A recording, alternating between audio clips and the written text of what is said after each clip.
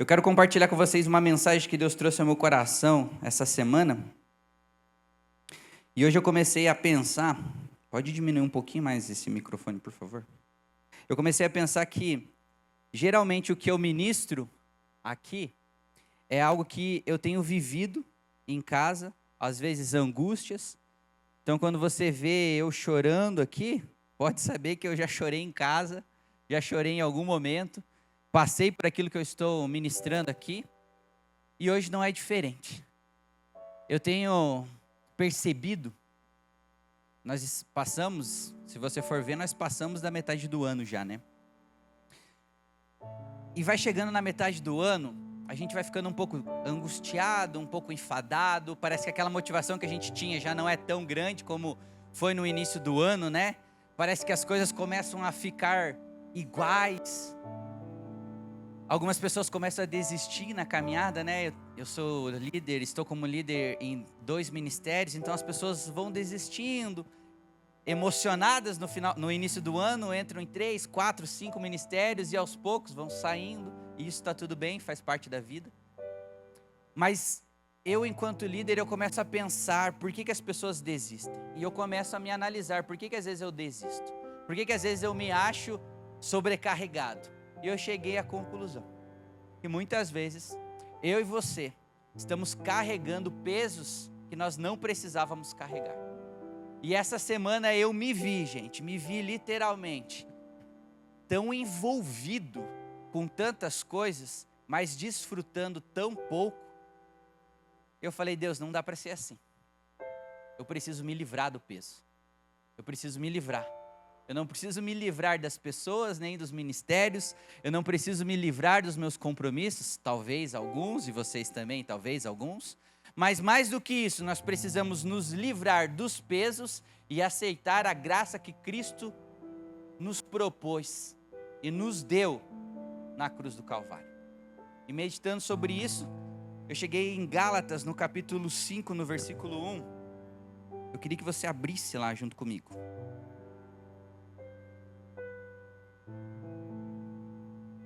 Um versículo bem simples. E hoje eu vou fazer uma pregação um pouco diferente, uma pregação mais expositiva sobre isso. Gálatas, no capítulo 5, no versículo 1, vai dizer bem assim, ó. Eu vou ler uma versão diferente da que a gente está acostumado, tá? Firmemo-nos, portanto, na liberdade com que Cristo nos libertou. Não nos submetamos outra vez ao jugo da escravidão. Aqui, Paulo está escrevendo uma carta ao povo da Galácia, e esse contexto aqui é bem interessante. E eu quero que você sonde o seu coração à medida que eu for expondo o que tem dentro desse versículo. Eles foram conquistados por o evangelho de Jesus, um evangelho da graça, um evangelho que eu e você fomos alcançados, um evangelho que nos livra de um jugo, e naquela época um jugo maior do que o que a gente vive hoje, que era o jugo da lei. Porque Jesus, eu não sei se você já parou para analisar, existem várias passagens onde Jesus falava bem assim: a lei diz isso, porém eu vos digo isso. Tem várias passagens, inclusive vários mandamentos existem na lei, mas um eu vos dou, um novo eu vos dou. E ele começa a falar sobre o amor, amar ele em primeiro lugar, amar as pessoas. Ele começa a trazer uma nova ótica, uma nova forma de você ver. A forma baseada numa lente, e essa lente se chama Jesus Cristo. A própria pessoa de Jesus Cristo nos dá uma lente nova para a gente poder ver. Mas esse povo, eles começam a ouvir dos religiosos, dos judeus, que eles deveriam sim, beleza, vocês foram conquistados por Jesus, beleza, mas vocês devem seguir as leis, vocês devem se circuncidar, vocês devem fazer boas obras para serem aceitos, e eles começam a ficar angustiados, porque eles foram alcançados por um evangelho novo. E agora algumas sutilezas começaram a trazer um pouco de dúvida, começaram a trazer um pouco de peso, começaram a trazer um pouco de desconforto sobre a vida deles. E Paulo escreve essa carta para eles. E é dentro desse versículo que eu quero que, junto com você, a gente possa analisar algumas coisas. Os judeus daquela época queriam trazer eles de volta a um jugo de performance religiosa, a um jugo que Cristo já havia removido deles, mas que eles poderiam, e isso muda tudo, eles poderiam, se eles quisessem, voltar àquele jugo. E muitas vezes eu e você não percebemos que a obra remidora, restauradora de Cristo na cruz é deixada de lado por algumas sutilezas do nosso dia a dia que nos colocam de novo a um jugo que Cristo já nos tirou. Eu não sei se você sabe, mas toda vez, qualquer pessoa que for falar sobre jugo vai falar sobre isso, né? Que jugo, um dos entendimentos era o jugo que eles colocavam sobre o boi, para que ele pudesse andar os dois juntos. E o que eles estavam falando ali? Ei, você está muito longe. Eu preciso que algo nos ligue para que você comece a andar junto. E nesse junto não é eu junto com você, mas é você junto comigo. Era isso que os judeus daquela época queriam. E eu percebi que ao longo das nossas vidas a gente tem muitos afazeres, nós temos muita performance, nós vivemos sobre um sistema religioso, e quando eu digo um sistema religioso, não é um sistema imposto pela igreja, mas sim um sistema que nós fazemos na nossa cabeça.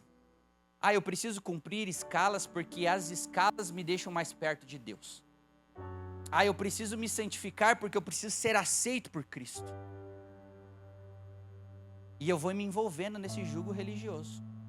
Eu não peco mais porque eu nasci e a nova natureza minha não me permite o pecado. Eu não peco porque eu vou ter que me confessar. Ou eu não peco porque se eu pecar, as pessoas vão sentir que eu já não estou mais me comprometendo como eu deveria, eu já não estou mais performando como eu deveria, e eu me afasto. Eu esqueço que eu não peco, porque o próprio autor e consumador mora dentro de mim. Essas sutilezas vão trazendo alguns pesos sobre nós. E uns é o peso do pecado, outro é o peso da religiosidade, outro é o peso de fazer e não desfrutar. E nós vamos se envolvendo, e a gente vai se envolvendo, e o tempo vai passando.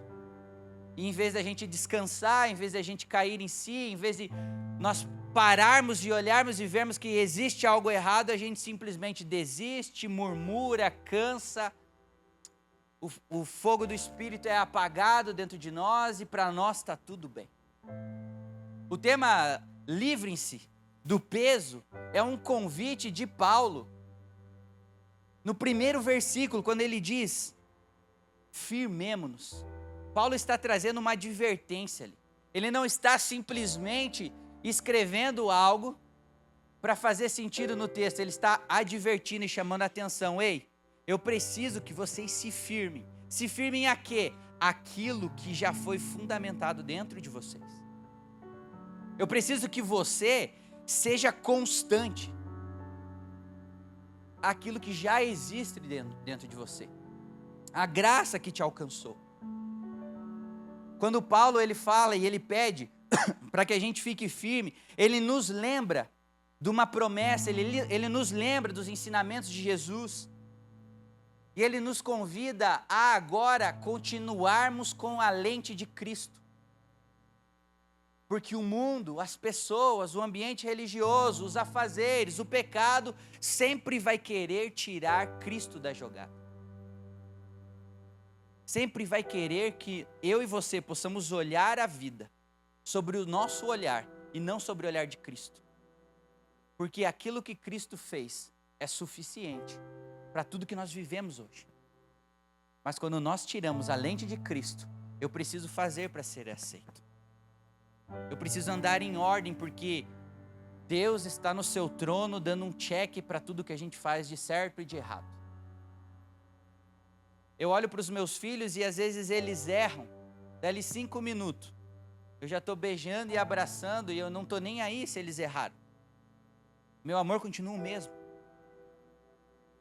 Por que que eu e você, em algumas vezes, nós saímos dessa posição onde nada do que nós façamos vai fazer o Pai amar nós, mais ou menos, e nós começamos a criar uma performance imaginária e carregar pesos durante a caminhada que não servem para nada, só servem para trazer, sabe o quê? Culpa e condenação. Gente, hoje eu estava em casa e eu comecei a chorar muito porque eu falei: Deus, muitas vezes na minha vida eu me vejo performando. Eu me vejo tão Marta, me envolvendo em tudo e fazendo tudo com excelência que eu esqueço de desfrutar no meio do caminho. E eu comecei a chorar e falar: Deus, sonde o meu coração, como o Senhor sondou o coração de várias pessoas que passaram na terra e que só tinham performance. E eu falei: julgue tudo isso que eu fiz como um fogo. E eu só quero que fique aquilo que for seu. Eu e você vamos nos envolvendo com essas sutilezas, e não é nem porque eu e você queremos, nós vamos caminhando passo a passo e nós estamos envolvidos por aqui. Eu comprei um robozinho que limpa, um aspirador, e tem um comando lá que ele vai limpando ao redor assim, ó. E daí hoje eu apertei e fiquei olhando ele limpar.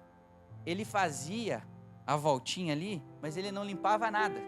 Tinha alguma coisa obstruindo ele, ele fez todo o comando que eu mandei, não limpou nada. Eu e você somos assim várias vezes. Nós ficamos no comando ali, ó. Ficamos fazendo o que o manual mandou a gente fazer, mas já não tem coração, já não tem fruto, já não tem alegria e já não tem paz. Mas você está ali. Só que uma hora, como aquele robô, eu e você, a nossa bateria vai acabar, a nossa motivação vai acabar, as nossas forças vão acabar. E você vai olhar e falar bem assim: eu acho que Deus errou. Eu não quero ser um robô. Errou o lugar, errou de colocar aqui. E eu acho que eu vou voltar para aquele jugo que eu tinha antes. Que pelo menos aquele jugo que eu tinha antes me dizia o que eu deveria fazer. Na graça, ela é tão libertadora que ela não diz o que você tem que fazer. Ela te deixa livre. E a liberdade é assustadora. Mais à frente, na segunda parte, a gente leu: firmemo-nos, portanto, na liberdade com que Cristo nos libertou. O segundo ponto vai falar sobre uma liberdade que Cristo conquistou. O primeiro ponto ele vai falar bem assim: ei, eu preciso que vocês fiquem firmes naquilo que Cristo já fez. Cristo já nos libertou. Só que se eu e você não tivermos claro o que Cristo fez, você vai olhar para onde o Espírito Santo te aponta e você não vai ver nada. Sabe o que tem acontecido na nossa geração, e eu me incluo nisso? Eu não sei se você viu, no Velho Testamento existiam várias vezes momentos onde eles levantavam altares para lembrar, como um memorial daquilo que eles viveram. Quando o povo passou o Jordão, eles fizeram isso. Levantaram um altar de pedras ali, para lembrar que um povo ali passou. Eu e você não precisamos fazer isso de maneira literal, mas nós precisamos levantar memoriais. Levantar memoriais para lembrar de onde Cristo nos tirou. Para que quando, assim como Paulo falou, quando alguém falar para você, ou quando o Espírito Santo falar para você, e fiquem firme na obra que Cristo fez, você olhe e tenha esperança. Tenha esperança daquilo que Cristo fez. Porque eu e você, eu sei que você já passou por isso. Eu sei que você já orou, já fez campanha de oração, para que Cristo pudesse fazer algo. E enquanto a gente está fazendo campanha de oração, parece que aquilo nunca passa.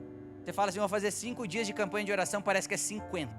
Se você pôr jejum, então é 500. E você ora e você chora, mas depois que Cristo dá aquilo que você pediu, parece que aqueles 500 dias na nossa cabeça se transformaram em 5 minutos. Sabe por quê? Porque eu e você não fizemos um memorial. eu chorei, eu sofri, eu jejuei. E aquilo que Cristo fez foi poderoso. E quando eu estou fraco, eu olho para aquilo e falo: ei, eu sei por quê. Eu tenho que me manter firme. Tragam à memória aquilo que te dá esperança. Colossenses vai falar isso. Eu preciso trazer à memória aquilo que me traz esperança. Porque se eu e você não fizermos isso, sabe o que vai acontecer? Eu e você não vamos ter com o que se alegrar, com o que vibrar. Eu e você não vamos ter com o que lembrar. E a obra de Cristo vai ficando para trás. Mas eu preciso te trazer algumas verdades aqui. A primeira em Mateus, no capítulo 11, no versículo 28, vai dizer bem assim: vinde a mim, todos, repita comigo, todos, mais alto, repita comigo, todos vocês que estão cansados e sobrecarregados, e eu vos aliviarei. Colossenses 2, do versículo 13 ao 15, vai dizer que Ele nos perdoou, Ele nos reconciliou e Ele venceu todo jugo na cruz do Calvário. Efésios, no capítulo 2, no versículo 13 ao 16, vai dizer que Ele perdoou todas as nossas transgressões, cancelando toda escrita de dívida que estava sobre nós e cravando na cruz do Calvário. Isaías 53, no versículo 5, vai dizer bem assim: o castigo que nos traz a paz estava sobre ele. Quando Paulo nos convida a ficarmos firmes na liberdade que Cristo nos libertou, nós temos que lembrar dessas coisas. O que Cristo fez? Ele pagou toda a escrita de dívida. Então, se existe acusação na sua mente, pode ter certeza que é mentira do diabo, porque todas elas já estão pagas na cruz do Calvário. Eu e você precisamos nos apossar disso. Se você e eu vivemos uma vida onde existe enfado, tristeza, é porque nós ainda não estamos firmes naquilo que Cristo conquistou. Por algum motivo, os nossos olhos estão olhando outras coisas que não é a liberdade que Cristo nos deu. A paz que eu e você desfrutamos hoje teve um preço de sangue, um preço do único Filho. Alguém pode ler João 3,16 aí para mim? Que não seja de cabeça, eu quero que você abra a Bíblia, vá lá em João 3,16.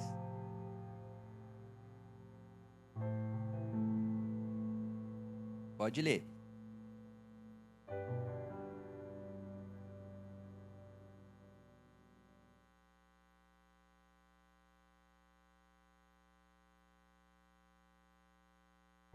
Amém.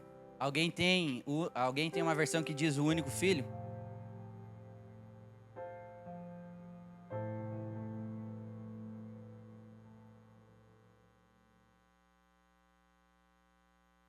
Gente, eu tenho 2 filhos.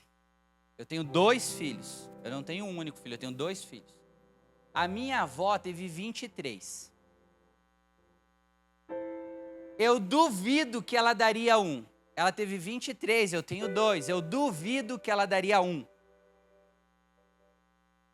Você acha que alguém que tem um único filho daria algo? Provavelmente não. Mas graças a Deus, que Deus não é nós. Eu sempre falo que Jesus não é gente. Deus deu o único filho dele. Deve ter doído. Deve ter sido difícil. A palavra vai dizer que o cordeiro estava morto antes da fundação do mundo. Quem que estava domingo aqui, quando o pastor Marcos Vinícius pregou? A última fala dele, ele conjectura uma conversa, entre Deus Pai, Deus Filho e Espírito Santo. E Jesus se oferece para ser o cordeiro. Antes da fundação do mundo, imagine o pai pensando bem assim: em algum momento da história meu filho vai morrer. Você consegue imaginar isso? Sabe o que eu costumo imaginar? E eu queria que você costumasse a pensar nisso. Eu e você talvez não vamos lembrar. E isso daqui é algo que eu imagino, não está escrito na Bíblia. Eu e você não vamos lembrar das pessoas que foram para o inferno. Mas eu imagino que Deus saberá todas que foi para o inferno. Todas. Pessoas que eram boas, mas que por algum motivo não acreditaram na pessoa de Jesus Cristo. Foram para o inferno, foram condenados ao inferno. O inferno é a ausência da pessoa de Deus. O lugar mais triste. E Deus, na onisciência, vai saber todos que estão lá. O sacrifício de Jesus na cruz antecedeu isso e vai perpetuar isso. Gente, quando nós ficamos enfadados, cansados e nós esquecemos do que Cristo fez, nós estamos anulando a graça. Inclusive, se eu não me engano, Paulo fala isso também. Deixa eu ver, acho que é no capítulo 13. Ele fala isso, que quando nós voltamos ao jugo da lei, nós estamos deixando a graça de lado. A graça de Jesus é o seu próprio amor em movimento. É o seu próprio amor agindo na nossa vida.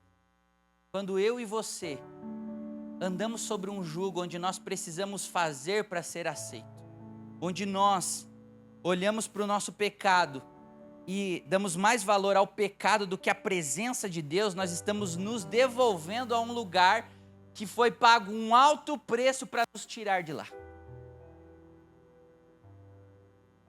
E nós não podemos fazer isso, de maneira nenhuma.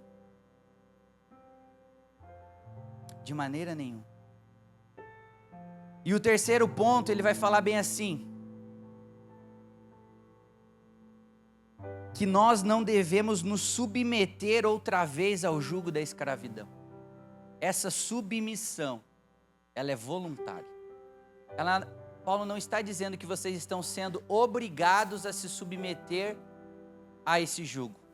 Lá está dizendo que vocês estão sendo envolvidos, mas a decisão de se submeter era deles. Da mesma maneira que a decisão é minha e sua. É uma submissão voluntária. No original, é como se ele dissesse bem assim: que nós estamos nos deixando enlaçar por esse jugo.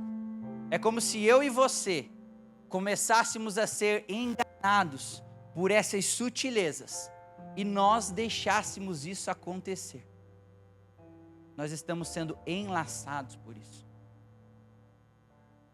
E eu volto para o início. Quando Paulo vem e diz bem assim: se mantenha firme. Ele está falando: eu sei que vai ter um momento em que você vai dar uma vacilada, que você vai pensar em voltar para a velha aliança, mas eu preciso que você esteja firme e não se submeta de maneira voluntária a um lugar onde Cristo já te tirou. Na graça existe paz. William, mas eu vivo na graça e nem tudo é fácil. Existe uma diferença entre ter paz e ser fácil. A Bíblia diz que os últimos dias serão difíceis. Eu não quero que eu e você possamos fantasiar uma religião que não existe, ou uma graça que não existe. Só que em meio à graça existe paz, existe força, porque Cristo já conquistou todas as coisas, e nós temos que nos apossar dessa paz, desse ambiente. Só que eu e você insistimos em muitas vezes querer fazer pelas nossas próprias forças, e é aí que as coisas começam a dar errado. Essa armadilha sutil começa a ganhar o nosso coração. Essa armadilha sutil começa a consumir os nossos dias. Hoje chorando ali, eu falando, Deus, eu confesso que tantas vezes eu tenho espiritualizado coisas que eu não deveria espiritualizar. Eu confesso que muitas vezes eu quis ser forte, quando na verdade eu não precisava ser forte. Eu só precisava fazer aquilo que me foi competido a fazer, da maneira que a lente de Cristo me permite fazer. Sabe, eu tenho percebido que nós não temos colocado as coisas no lugar certo, e nós temos andado como se nós andássemos no piloto automático, como o meu robozinho ali que faz as coisas, ou pelo menos aparenta estar fazendo as coisas, mas a gente não produz dentro. Nós produzimos para fora, mas não produzimos para dentro. O que é produzir para dentro? É você olhar a obra que você está fazendo e se alegrar. É você olhar aquilo que você está construindo. E eu não estou falando de ministério, gente. Eu estou falando daquilo que Deus brota no nosso coração, aquilo que o Espírito Santo coloca dentro de nós. Nós estamos fazendo, mas não estamos sentindo mais prazer naquilo. Perdeu-se o encanto. As coisas começam a ficar no automático. As orações começam a ficar no automático. Ler a Bíblia começa a ficar no automático. Fazer devocional começa a ficar no automático. Gente, isso tem que ser desesperador para nós. Porque nós entramos num lugar onde Cristo, Ele está presente, mas é como se você não ligasse para Ele. Eu não sei se você tem algum amigo assim, mas eu tenho um amigo assim, que às vezes ele fica na caixa do nada. E você fica falando e você vê que o olho dele está em algum lugar, menos naquela conversa ali. E em todas as vezes eu paro, espero ele voltar, daí eu continuo. Antes eu achava que ele não ligava para mim, hoje eu já entendi que ele é assim. Imagine Cristo vindo tomar um café com você, e você ir para a caixa do nada, e só falar, e não desfrutar da presença dele. Gente, isso precisa ser angustiante. Por isso que nós precisamos olhar para essa passagem e falar, ei, eu preciso ser firme, lembrar daquilo que Cristo me libertou, da onde Cristo me tirou. E desejar não voltar para aquele jugo, mesmo que seja mais fácil viver debaixo daquele jugo. Gente, é muito mais fácil alguém falar, vai para a direita, vai para a esquerda, não faça isso, não faça aquilo. A liberdade que Cristo nos deu, ela é assustadora. Ela é assustadora. Porque Deus, Ele nos deixa e Ele nos convida a uma vida para nós amarmos, honrarmos e vivermos uma devoção voluntária. Se eu e você quisermos fazer qualquer coisa da nossa vida, nós somos livres. E para Deus, Ele olha e fala, está tudo bem. Eu vou tentá-lo de todas as maneiras, fazer com que Ele olhe para mim e veja o sacrifício, mas se Ele não quiser, eu não posso fazer nada. Você consegue imaginar? Talvez você não consiga, mas quando você for pai, você vai saber. Você olhar um filho errando e tentar ajudar ele de todas as maneiras e ele continuar errando. E talvez o filho seja você e o teu pai olhando para você e olhando para mim. E o nosso pai tentando ajudar e outras vezes o nosso pai não podendo ajudar. Falando, filho, quer fazer isso? Faça. Eu não posso decidir por você, decida por você. E eu e você decidimos ainda tomar decisões que vão fazer a gente sofrer, chorar, errar. A liberdade ela é assustadora, mas é para isso que Cristo nos convida. Porque o desconhecido para nós não é desconhecido para Deus. Então quando eu confio em Cristo, eu confio porque eu sei em quem tem prometido as coisas para mim e para você. Nós não confiamos apenas numa promessa, nós confiamos no Deus da promessa. E isso muda tudo. Isso muda tudo. Porque eu sei que Ele é fiel para cumprir tudo aquilo que Ele prometeu. Não é só uma canção, mas isso é uma verdade. Só que eu e você precisamos entender uma coisa. E eu quero voltar atrás numa história que eu e você conhecemos muito bem. Um filho que tinha tudo, mas ele falou: pai, eu quero fazer as minhas decisões, me dê minha parte e eu vou. Ele foi, fez as decisões dele, decisões que não eram tão boas, e ele terminou essa história dele junto com os porcos. Aí ele fala algo incrível. Vocês lembram o que ele fala? O que a história conta? A história conta lá em Lucas 15, no versículo 17, diz bem assim, ó: e caindo em si. E caindo em si. Talvez eu e você, algumas vezes nós podemos nos perguntar: Deus, mas como que eu vivo uma vida leve? Como que eu me livro do jugo? Como que eu me livro do peso? A gente começa nesse versículo: caindo em si. Eu e você precisamos nos encontrar num lugar onde Cristo está presente, onde nós começamos a caminhar como alguém que carrega um fardo de coisas. Esse fardo de coisas são as experiências da vida, são os nossos ministérios, são as nossas desculpas, é o nosso ego, são todas as coisas que a gente viveu, e a gente vai carregando. E a gente entra num lugar onde está a pessoa do nosso Pai, Deus. E nós caímos em si. Falamos: tudo isso não faz sentido. Foi isso que aconteceu. E é isso que eu convido eu e você a pensarmos hoje.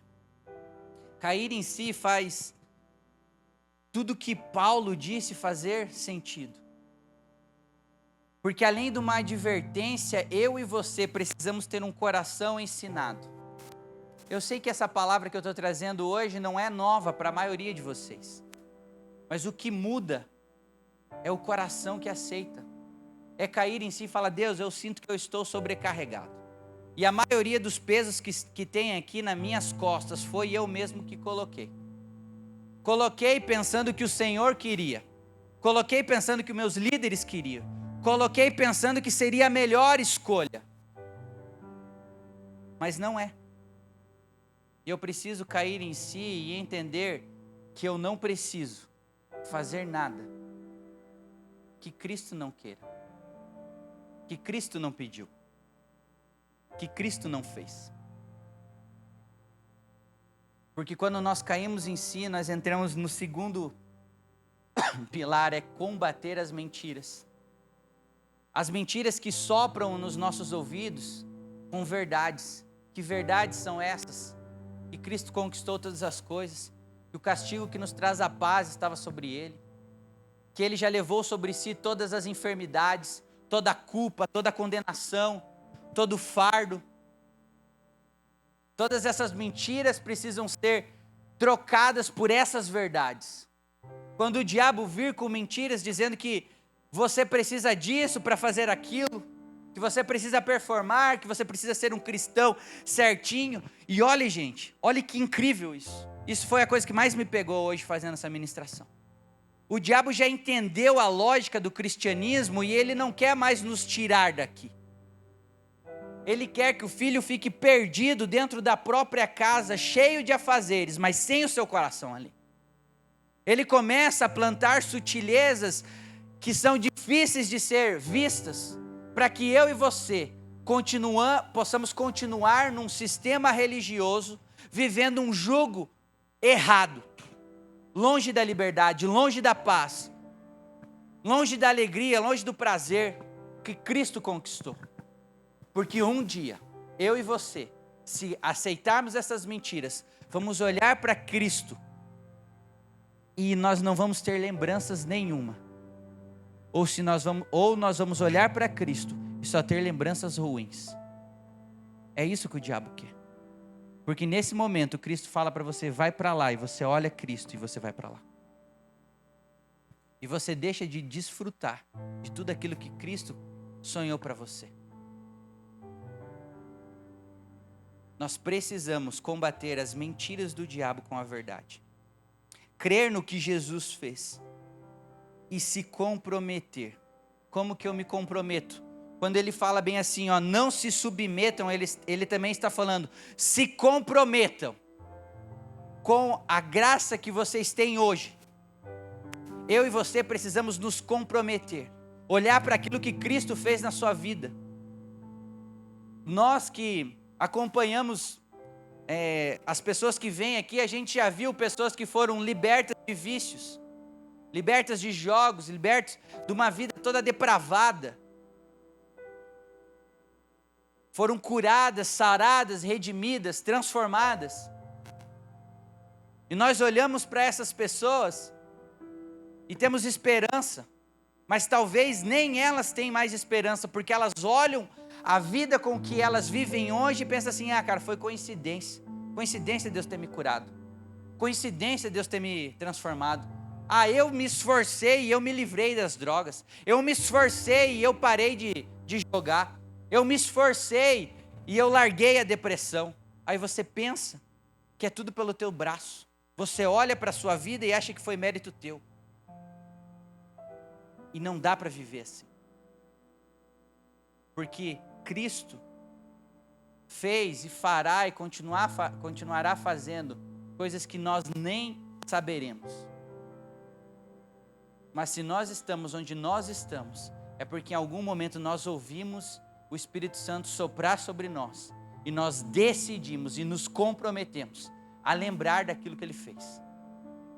Estar aqui, gente, num sábado, é um compromisso. Não pode ser só um lugar de encontro, precisa ser um lugar onde Cristo nos lembra. Por isso que todo sábado, todo encontro, todo culto de quarta, todo culto de terça, todo culto de sábado, domingo, precisa ser um encontro para nos lembrar daquilo que Cristo fez. Trazer à memória algo que nos traz esperança.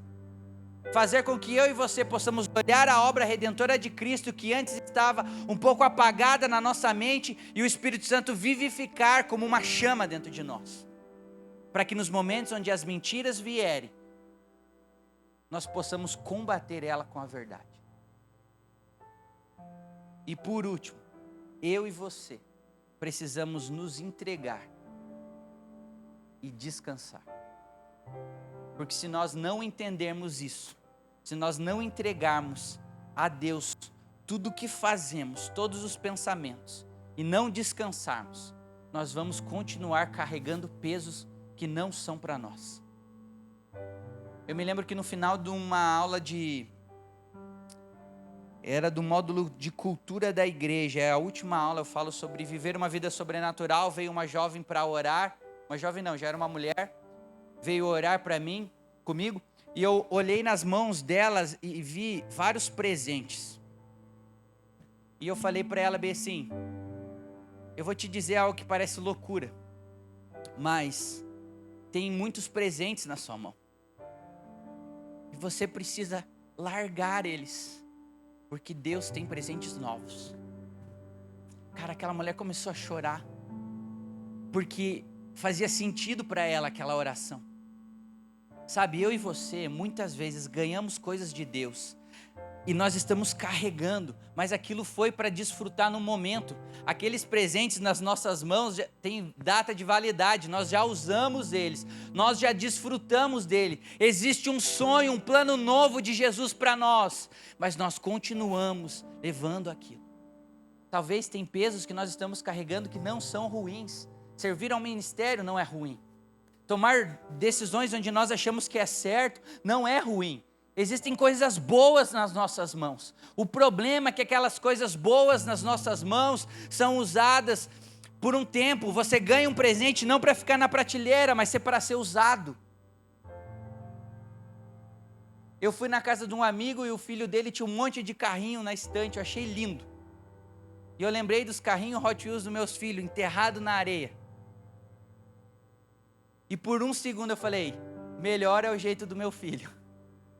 Porque ele sabe para que o carrinho foi feito. Se fosse um vaso, poderia estar ali, na prateleira, mas é um carrinho, é para criança brincar. Se fosse para colecionador, tudo bem, mas é uma criança. Sabe, eu e você temos recebido coisas boas de Deus. E eu não sei por que eu estou falando isso, porque não estava na minha mensagem. Eu e você temos recebido coisas boas de Deus. que são presentes, mas são um presente que já era para eu e você ter usado. Já era para eu e você ter vivido. Mas nós não vivemos. E nós precisamos nos livrar desse peso, que são coisas boas. Eu não sei o que Deus está pedindo para você, mas uma coisa eu sei, vai ser difícil você abandonar isso. Mas com a mão livre você consegue desfrutar de algo novo que Deus está liberando. Existem coisas boas que Deus está liberando para nós, mas nós precisamos entregar e descansar. Não é só entregar coisas ruins, mas é também entregar coisas boas. Livrar-se do peso não é só entregar coisas ruins, mas é entregar coisas boas para que coisas melhores possam vir. Deus tem algo poderoso para a nossa geração. Gente, eu não sei quantas vezes eu fiquei pensando, cara, eu acho que eu já estou velho para os jovens. E esses dias eu falei para a Marissa, amor, acho que o nosso tempo dos jovens já deu. Aí ela falou, amor, nós só temos uma janela de tempo, onde eles vão olhar para nós e a gente vai ser descolado. Daqui uns dias a gente já não vai ser mais descolado. A gente precisa ficar até essa janela acabar. E toda vez que eu ouço isso, eu penso, cara, eu preciso entregar tudo aquilo que eu tenho. Porque eu sei que esse presente que Deus deu é bom, mas um dia vai acabar esse tempo. Um outro ciclo vai começar. É uma coisa boa, mas eu preciso entregar para que outra coisa comece. Eu e você vivemos de fases. Eu e você vivemos de tempos em tempos, de estações. Talvez você está vivendo uma estação onde você está cansado. E você não sabe por quê. Mas o meu convite é que o Espírito Santo ministre no seu coração da mesma maneira que ele me visitou. A minha esposa saiu hoje, foi levar os meninos, e a hora que ela voltou só tinha ranho e choro. Eu estava lá falando, Deus, começa por mim, porque eu me sinto sobrecarregado. E gente, foi o dia mais incrível, quando o Espírito Santo veio, e ele falou, William, por você cair em si, eu vou levar tudo isso. Todos esses pesos, todas essas culpas, condenações, toda essa pressão que você precisa fazer, gerir todos os ministérios que você tem, eu vou tirar. E vou te ensinar, mais uma vez, o que a graça é capaz de fazer. Eu quero convidar você a vir até o altar. Eu quero convidar você a cair em si e entregar tudo aquilo que você tem vivido. Bom, ruim, entregue e deixe Deus julgar todas essas coisas. Deixe Deus olhar para você e deixar as coisas que são boas junto com você e as que não são para o tempo de hoje com Ele. Porque Ele diz que todo fardo pertence a Ele, que é para nós entregarmos, porque o nosso fardo vai ser trocado, e a partir do momento que ele for trocado, será leve, será suave, porque o jugo que ele nos convida a viver com ele, do lado dele, é leve. Meu irmão, se não está leve, está errado. Não significa que é fácil, mas se não está leve, está errado. E eu quero que você feche seus olhos, eu quero fazer uma oração. E depois eu quero que você venha até a frente, se você sentir no seu coração. E deixe Cristo ministrar. Deixe Cristo ministrar.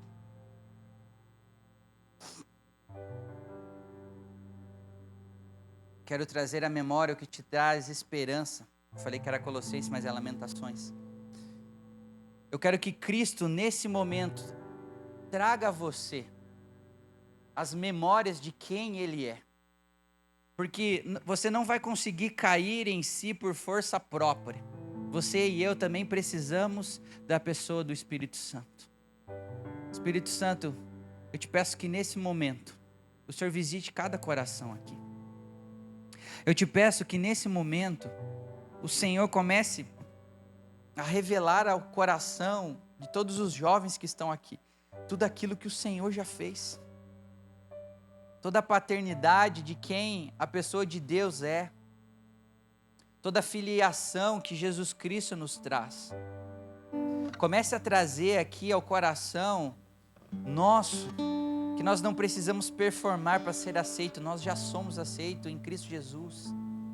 Comece a trazer aqui verdades para que eu e junto com os meus irmãos nós possamos cair em si e entendermos que não é sobre aquilo que nós fazemos, é sobre aquilo que o Senhor pode fazer.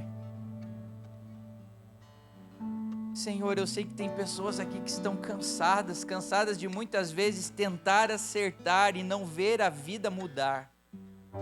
Eu sei que tem pessoas aqui que estão cansadas de ter que tomar boas decisões. Essa pressão do mundo tem consumido elas por dentro.